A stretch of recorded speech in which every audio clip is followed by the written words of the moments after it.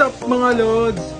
Ayan, gumawa ako ng isang tutorial kung saan mag-spray ako tapos mawawala. Ayan, sana mga lods masundan nyo yung ginawa ko step by step. Okay mga lods, tara panoorin na natin. Ganito yung video gagawin nyo. Ayan, naki-spray mula ulo pababa. Ayan. And then, aalis ka. Mga 10 seconds mga lods na yung walang tao. And mga lods, punta tayo sa CapCut. Then, new project. Hanapin natin yung video yung i-edit. Tayo na nga, nakita na natin. Then, ayan yung mag-spray ako. Tapos, aalis. Ayan, tapos aalis. Mga 10 seconds, mag-video kayo, no? Para yun yung magiging background natin. Then, split natin yan. Ayan, nakita nyo yung highlight. Ayan, split. Next, mag-overlay naman tayo. Ito yung may tao, mapupunta siya sa baba. Ayun yung ginagawa ng overlay para mapunta sa baba. Ayan, napunta na nga po yung may tao sa baba dahil sa overlay. And then, next naman, punta tayo sa masking. Yung masking, ito yung para maglaho yung tao. And then, click nyo yun. Then, click nyo naman yung horizontal.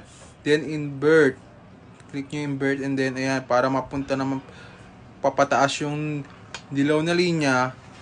And then, pababa. So, next, maglalagay na tayo ng keyframe. Ayan yung diamond, mga lods. Ayan, sa start ng video, maglagay kayo ng keyframe. Then, maglagay kayo ulit ng keyframe dun sa pag-start nyo ng pag-spray.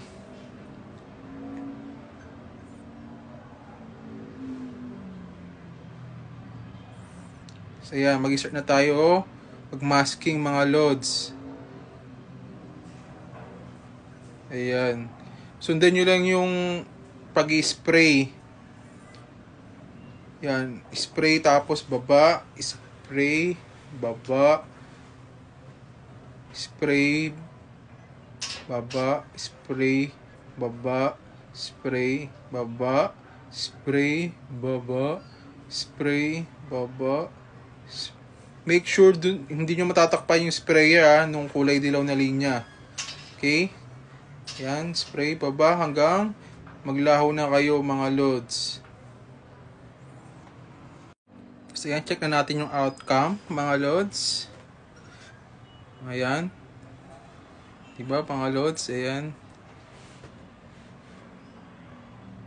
Nawala na tayo mga lods.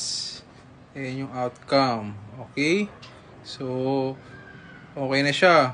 Then, export na natin mga lods. I-save na natin siya sa gallery natin. Okay, ayan, na-save na natin. Then next, linisin na natin siya. Kuhain natin ulit yung sinave. Ayan yung sinave natin. Diba mahaba pa siya mga lods. Ang gagawin natin dyan, ikakat natin yan.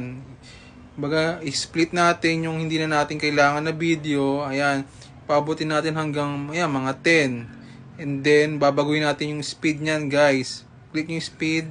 Then, normal. Yung normal. And then, adjust nyo yung seconds. Ayan, hanggang 6. Para medyo bumilis yung video. Tapos magiging smooth na yung pagkawala. Ayan, tingnan nyo. Diba? Ang ganda na tignan. Ayun lang mga loads. Ganon. Ganon na yung paglilinis ng video. And then, save na ulit. Then, ayun. Kayo na bahala kung anong gusto nyong ilagay na audio. Or mag-screen record kayo sa YouTube ng sprayer. Then, extract nyo lang. That's it mga loads. At ayun na nga mga loads, sana nasundan nyo ang aking tutorial at magawa nyo ito as your content sa inyong mga reels. Okay mga loads, salamat po, hanggang dito na lang. See you on my next video. Bye bye.